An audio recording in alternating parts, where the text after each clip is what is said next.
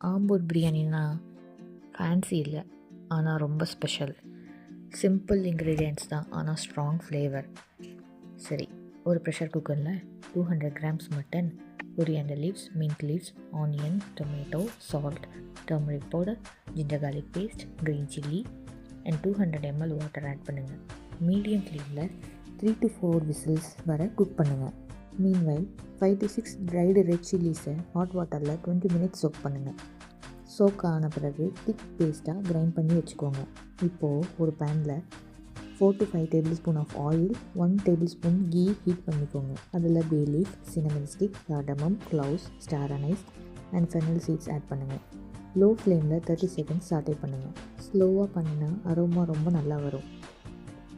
அப்புறம் ஒரு medium sized onion and 1.5 tablespoon of ginger garlic பேஸ்ட்டை ஆட் பண்ணுங்கள். கலர் சேஞ்ச் ஆகி அரோமா வர வரைக்கும் சாட்டே பண்ணுங்கள்.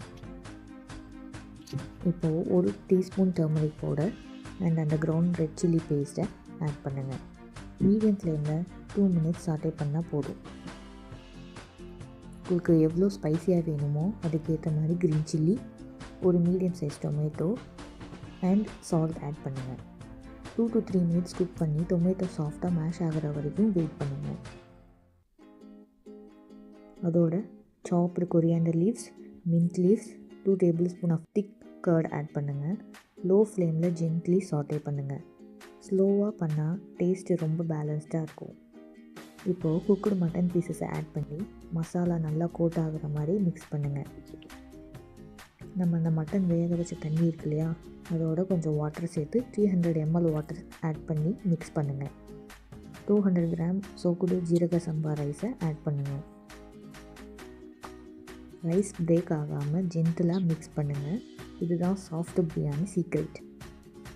ஹை ஃப்ளேமில் 7 to 8 மினிட்ஸ் குக் பண்ணுங்கள். வாட்டர் ரைஸ் லெவலுக்கு வந்த உடனே ஃப்ளேமை லோவுக்கு ரெடியூஸ் பண்ணுங்கள். Coriander leaves, mint leaves, 1 teaspoon ghee garnish பண்ணுங்கள். கவர் பண்ணி 5 மினிட்ஸ் குக் பண்ணுங்கள்.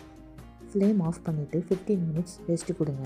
ரெஸ்ட்டு கொடுத்தா பிரியாணி ரொம்ப சாஃப்டாக ஃப்ளேவர்ஃபுல்லாக இருக்கும். ஆத்தென்டிக் ஆம்பூர் பிரியாணிக்கு ஜீரக சம்பா ரைஸ் ரொம்ப important. See you with another video. Happy cooking!